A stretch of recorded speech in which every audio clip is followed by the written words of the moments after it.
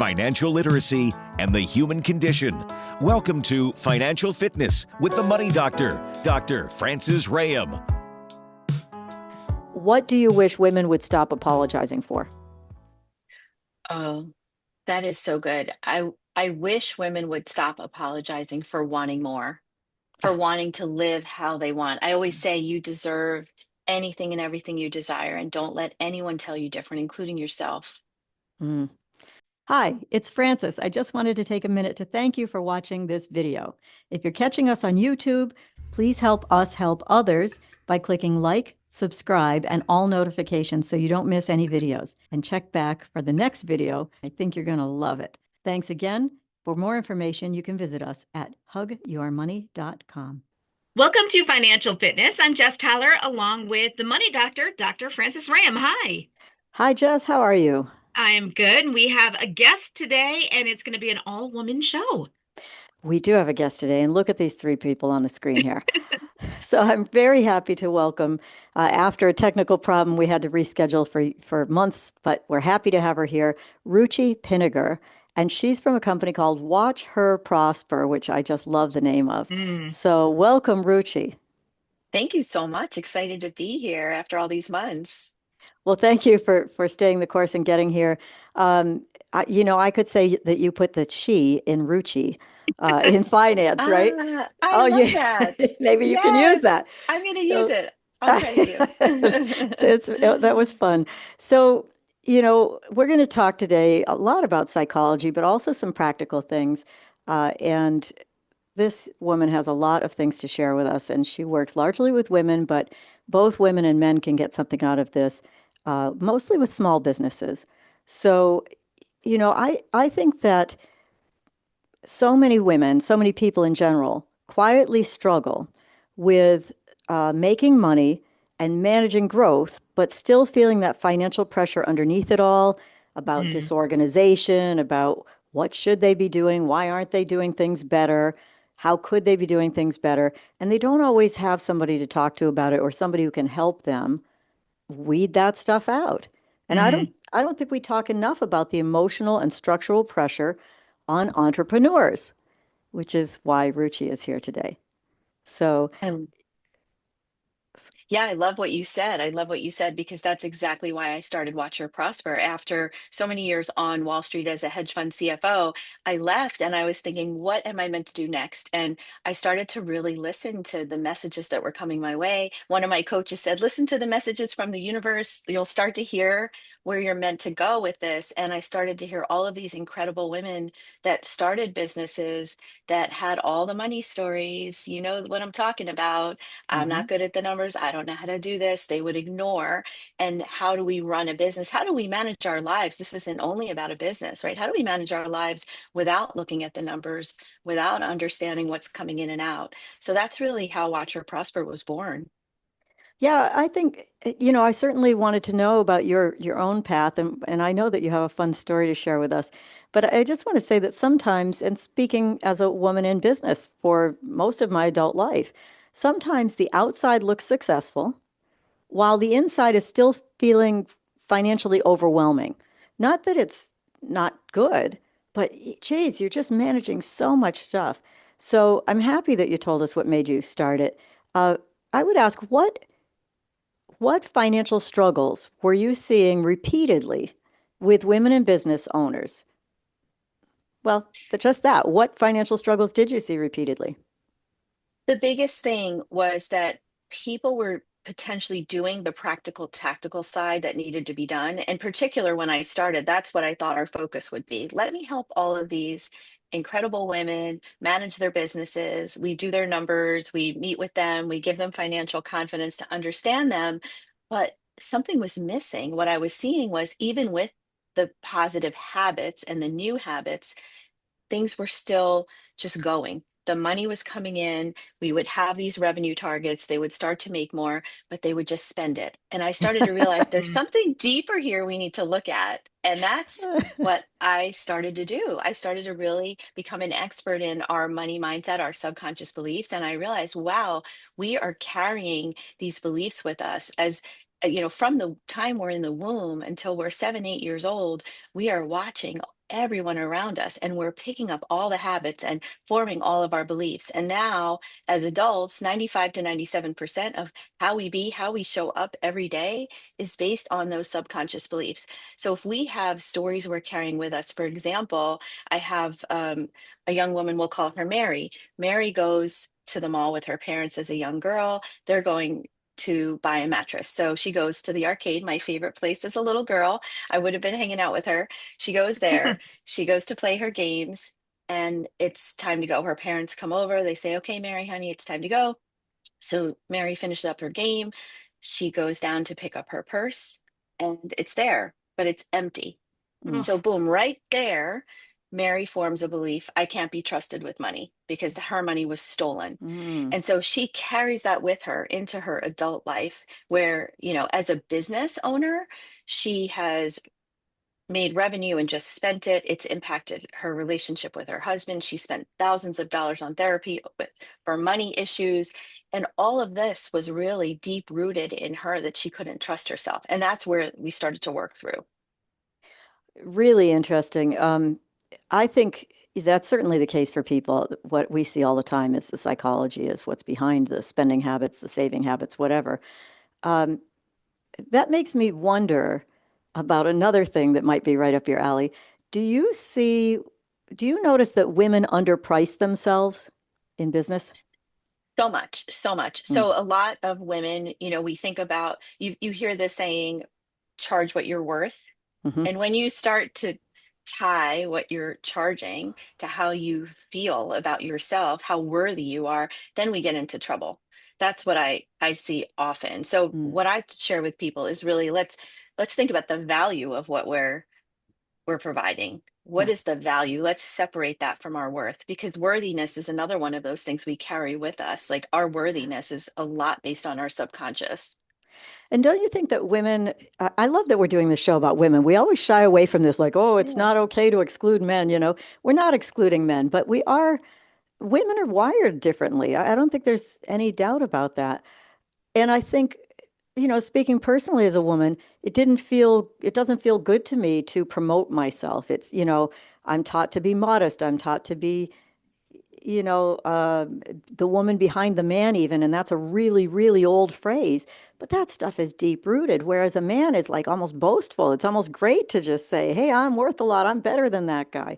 So that's what made me ask you about the underpricing part, because I do think I struggle with it myself when we're doing our own marketing. Geez, I feel like I'm being immodest, and it will be the men in my life, the men marketers that will say, "No, you have to say this, you have to do this, you have these assets," and it's still I steel myself to do it. It's Yeah. interesting how deep that stuff goes. It is deep, and it's so common.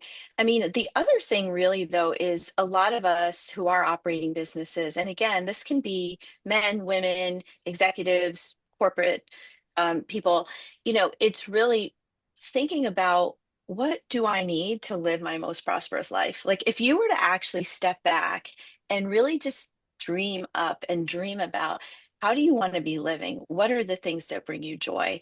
What lights you up? What are your intentions and your goals longer term? And start to back into, I call it my your prosperous life number, and I have a calculator for it that I share with people. So thinking about, as a business owner, right, we focus so much on, what's my revenue? Am I, multi six figures? Am I seven figures? Right, But that means nothing. We all know it's right. really about what stays with you, right? Like, you can have a multi-million-dollar company and have hundreds of thousands or millions even of debt, or you can have a company that is making 300,000 or 200,000 a year and still live a really comfortable, beautiful life. It's about planning.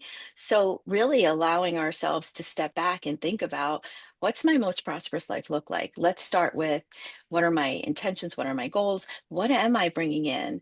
What am I spending? And what do I want to be doing? Do I want to, let's say, hire a housekeeper to help me manage my home so I have more time with my family, with my children, with myself? Right. Do I want to go on beautiful vacations and build experiences for myself and my loved ones? What are those things? And let's start to really work backwards to figure out that prosperous life number you need to make, And then as a business owner, you can really start to say, okay, if I'm selling this package or this product, how much of that do I need to sell? And is that sustainable? Is that doable? I'm curious, just personally for you, and I think this probably is true of a lot of women, you were probably making a very good living on Wall Street. How, what was it that made you decide, like, okay, I can give that up to take a chance on my own business? Because I think that's where a lot of women get stuck. A lot of women do. I think, first of all, we stay in situations that we're not super happy in because it's comfortable, because of Mhm. fear. Fear keeps us the same. So fear, I realized later, was what was keeping me there. But for me, I just felt really satisfied on the days that I was doing the more human centric things, like, Mm, co-chairing one of our committees on our America's Women's Network, or being a mentor, being part of a leadership program. And I realized the day to day was really taking so much joy out of me. And I needed to find something that would bring me joy, where I know I could make a difference, make more of an impact. So for mhm, some people that are considering leaving, it's one of those things. What do we need to do to replace our corporate paycheck? Are we willing to dig into our savings? Do we need all of the same amount of money coming in to live the life we want? So you really want to reflect on those things. Are you a two-income household, right? Sometimes, I did, I'm not going to lie, I did have the benefit of having, a husband who a income coming in to help us manage our household expenses. So I had mhm, that freedom, and not everyone does. But you really want to think about all those things. And if you are going to leave, plan for that. Think about, what can I build? What do I need to make? Because this is the other thing. If you're making a $200,000 paycheck, you don't need $200,000 of revenue. You probably need 300 to 350, because you've got expenses and other things in order to build your mhm. business. Yeah. Yeah, I actually have a phrase that we use. I say revenue is vanity and profit is sanity, because Mm, people see revenue, but not necessarily profitability. So, can you explain, briefly the difference between cash flow and profit to small business people? Because I always see them say, this is how much I make. That's cash flow. Yeah, or I revenue, I l- should say. I love that question, because one of the things I hear the most is, I'm profitable, so why do I feel broke? So sort of like Yeah, leaning yeah. into your question a little is Sure. so perfect. Thinking about the revenue is what's coming in, what your sales, what you're collecting from your customers. Then you've got your expenses to mm, manage the business, whether it's to pay your team, to go to networking events, to travel for speaking engagements, right? All the softwares, all the things that go into running the business. Paying yourself is one, of course. So depending on how you're structured, you may be paying yourself on a salary. That's part of the expenses. So then you've got revenue minus expenses is your profit. And a lot of people talk about that P&L report, the profit and loss report. So Yeah. that's where you can see, here's that I'm profitable. Now, this is what the biggest mistake is people just focus on the profit and they're like, I'm great. But actually, all the things that come out of the profit that you're missing are so important. So that's where your cash flow comes in. So first of all, we need to be saving for taxes. That's not mm, typically part of your profit and loss, because even as a business owner, for the most part, those taxes are really coming out of your personal, so that's not going to be on your business records. So you need to save for those. And then if you have old debt, let's say you borrowed as you were building your company, and that's not in your current period profit and loss, that's something that's coming out of the cash you're earning. Also, as a business owner, if you're not paying yourself through a salary, and there is reason for that, we can get very technical here if you'd like, but many business owners, particularly if they're sole proprietors or they're the only owner of a single member LLC, um, they're paying themselves as an owner draw. So that also is not on your profit and loss. So you need to be paying yourself, just taking a transfer or, a debit out of your business to pay yourself. That doesn't show up, and that's part of your cash flow. So if you're not planning all of these things, then you're going to end up without any money. mm, Yes, I know we have to go to break in a moment, but I just want to say, in my experience, people uh, intentionally almost ignore that stuff because they don't want to see, oh, I'm doing all this work and and the problem is that I've got something to fix here. And so our budget system, and probably yours does too, has a personal area and a business area, and then it gets pulled together into a results area so that you can see, because in small business especially, everything is muddy. Your business is paying for your car, so you call that a business expense. But if the business wasn't there, you'd still have to pay for your car, for instance.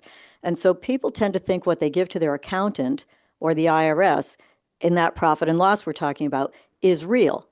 And it isn't really real. Don't tell the IRS, but it's not complete, right?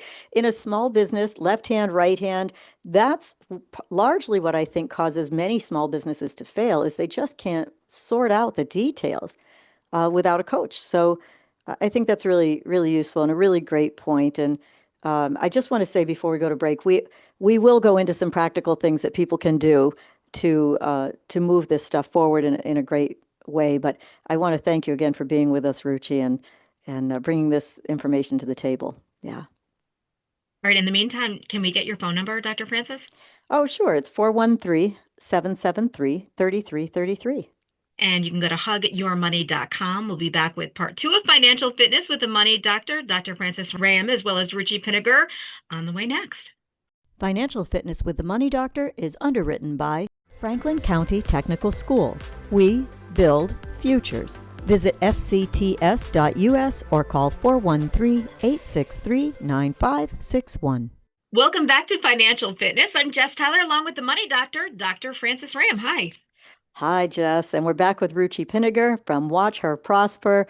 And Ruchi, now you promised that you would share this story with us.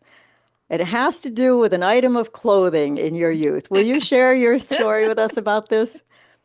Yes, of course, I'll share my story. So I was a young girl in Philadelphia, the daughter of immigrant parents. We actually grew up with a single mom, my brother and I.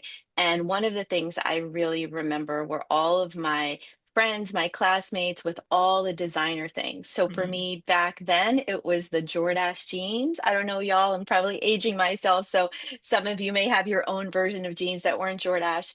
But what I remember is those that had those Jordache jeans, the designer things were the ones that had the perfect lives, the happy lives. At least that's what it looked Mm, like to little Ruchi.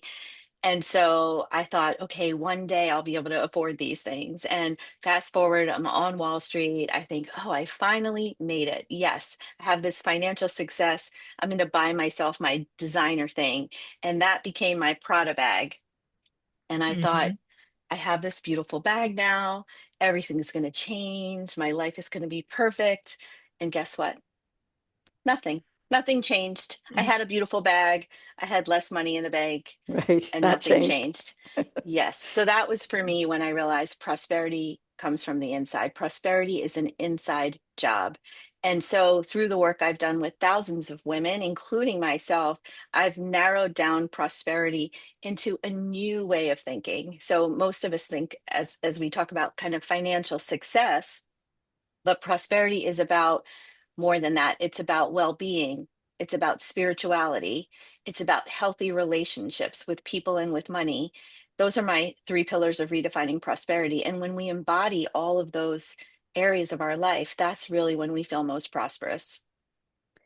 Thank you for sharing that, first of all. But you bring up an important point that we talk a lot about here too. Call it what you want, peer pressure, whatever. But when it pertains to entrepreneurs, do you think that modern entrepreneurship sometimes pressures people to look more successful before they actually feel financially secure? Oh, absolutely. I Mm, see it all the time. We talk about you mentioned it as well, the vanity. I see mm, amazing, incredible women on stages, that look like they yeah, have it all together, the hair, the makeup, the great outfit. And then I work with those women and I see there's so much more inside. There's angst, there's stress, yeah, there's potentially financial debt. They're not paying attention to the numbers. yeah. So this is why the work is on the inside in many cases. That it's really poignant, and I don't think we've ever talked about these specific ideas on the show. So I'm really happy to have this conversation with you. again, thinking about modern times, social media, social Mhm. media, I'm so sick of social media. And here we are on it, right? But social media can make anybody look prosperous. If you have enough money to produce something that looks good, anybody can look prosperous. Does that distort financial reality for business owners? Absolutely. Again, you're looking at these incredible women in business that are really successful. And, they're sort of like, here's my outfit and here's what I did today. Here's all the places I'm speaking. And by the way, I'm Yeah. probably one of them a little bit. But if I'm being honest, like I really am happy inside, but we are having realities that are not matching. Mm, I'm a really good example. And I would just be super honest. We have a health situation with our son. Our mm. son 2.5 years ago, he's open about it now, which is why I'm able to talk about it. He had brain surgery, Oh, and that was really hard. I mean, I by the time I was 15, I lost both of my parents. But mm, 2024, after my son had that brain surgery, was the hardest year of my life. mm. And you wouldn't know that looking online. You would see my Sure, social media the same. sure. It looks like I'm going here, I'm speaking here, I'm in a cute outfit. But on the inside, I was like dying. Mm, And I yeah, think that's the problem with social media. And in this case, I was being respectful of my son, not wanting to share his journey at that time. Since then, I'm yeah. thankful he's done a TED Talk. He's Oh, openly good. talked Yeah, about his yeah, journey and how he yeah. got through it and gratitude. And, it's like that generational change. He's watching what I'm talking about, how gratitude, how Hmm. kindness changes how we live. Wow, yeah, that kind of a challenge will change anybody, and I'm very happy to hear that he's well and embracing that as part of his life's journey is really pretty amazing. Uh, Yeah, he wow, is. it's just daunting to think about that. I lost a brother to a brain tumor, Mm. so yeah, I totally get that. It does make me think again about myself and other women that I know, many who I think are the most successful people I know, that many entrepreneurs are sort of accidentally, I don't have a better word for it, so accidentally running a business and a stress disorder simultaneously, right? Yeah. They really are. I mean, if you were to It's follow me true. around for a day, you'd say what my family says, how the Yeah, heck are you doing it all, and still, you just do it. That's what you women just do do. it. Women That's just what we do it. do. We sort of Yeah. push through, right? Yeah. That I do want to talk about my pillars a little because I think that'll Yes. give some context to what you're talking about, how we're stressed, we're overwhelmed all the time. And Yeah. I think if we can point back to those, I think it could be really useful for the audience. Yes, please do. Yeah. Yeah. So let's Anything jump you can in. share with us. Yeah. I would love that. So let's jump into the pillars. So the first was the well-being. And of course, yes, eat healthy and exercise and sleep. Those are the obvious things, but this is bigger. I want you to think about the things that really bring you joy. So many of us are running around with all the demands, right? Like our families, our spouses, our team, and everybody wants something from us. So when are we giving ourselves the time for us? When are we doing the things that bring us joy? Because we I tend to know just put that to the end. I'm sorry, Yeah. I know the answer. Yeah, Last. That's exactly. that's the Last. answer for every woman. Last. That's Yeah. the answer. So that's why I really want to have this conversation. I want you all to just reflect on something that you used to do that you just really love to do. I hear a lot of times like dancing, Yes. pottery, things like that, right? So just really just dig deep and think about before I was wanted by everyone for everything, what did I used to do for myself that I really loved? And I want you to put it in the calendar. I want you to book it. And this isn't about the budget because all of these things come in different shapes and sizes from a budget That's right. perspective. For me, I love my beautiful long strolls in Central Park. They're free except for my $6 Starbucks, and then my massages. I love, you don't have to wait to go on vacation. If you love a massage, book the Sure. massage. So those are my things, but really think about what are those things and what can you be doing for yourself? Put them on the calendar, have an accountability Put them on the calendar, have an accountability partner. And then the next Yes. thing is spirituality. Now, I'm going to keep this really uncomplicated, right? Just thinking about spirituality as we are all connected. So I talk a lot about the universe. People talk about God, source. If none of that connects for you, think about your higher self. So if you think about the universe as a mirror and what we're putting out is what we're getting back. So all day, if you're thinking about lack and scarcity, whether it's with money, with time, that's what's going to be coming back to you. That's how you're going to be feeling that all day. So this is just about the awareness of what are my thoughts? So we have an average of 60,000 thoughts per day. On average, 80% are negative.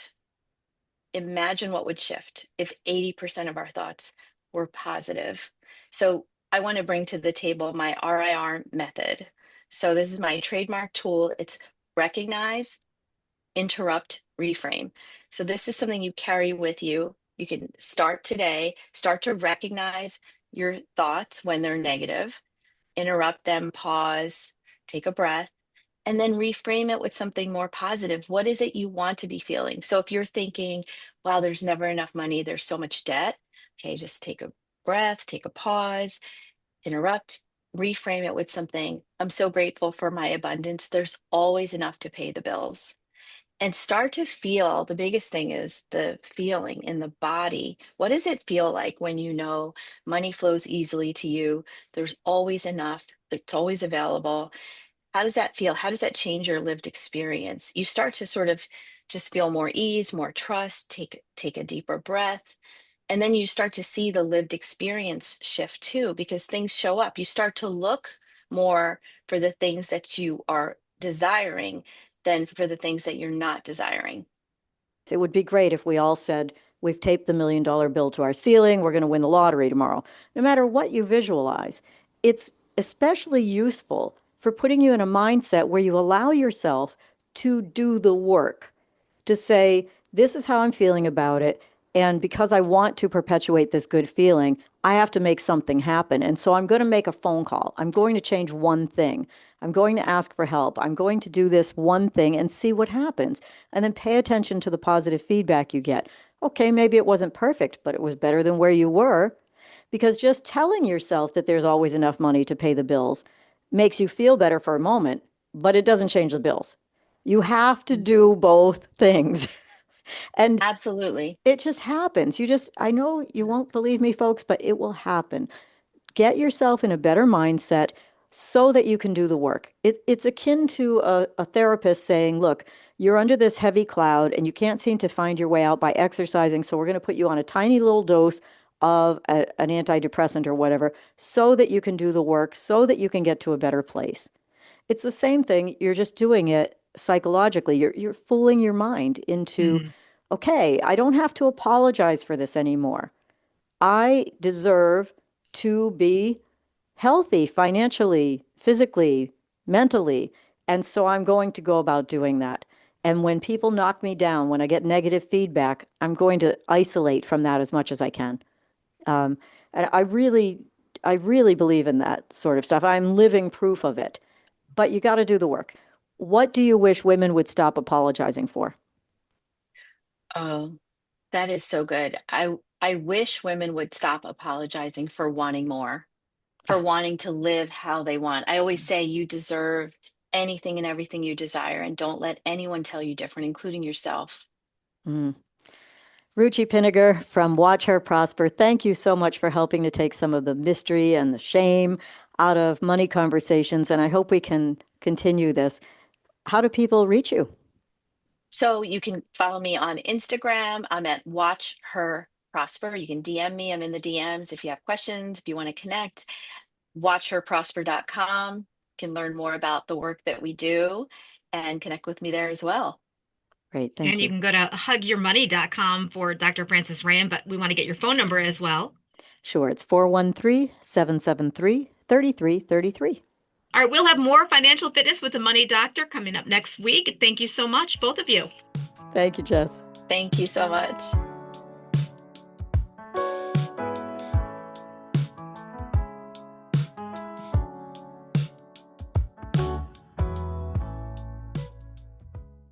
I always have a sort of little outtake afterwards, and it occurred to me just very briefly. I know Jess will have to go, but people know their Instagram analytics better than their cash flow, Oh, right? it's true. Creepy, It's true. but true. That would have Yeah. been funny if you said that, actually. Financial Fitness with the Money Doctor is underwritten by Hug Your Money. Permission granted to chase your dream. Will you help us spread the word about financial fitness? Please like, subscribe, and choose all. Thank you.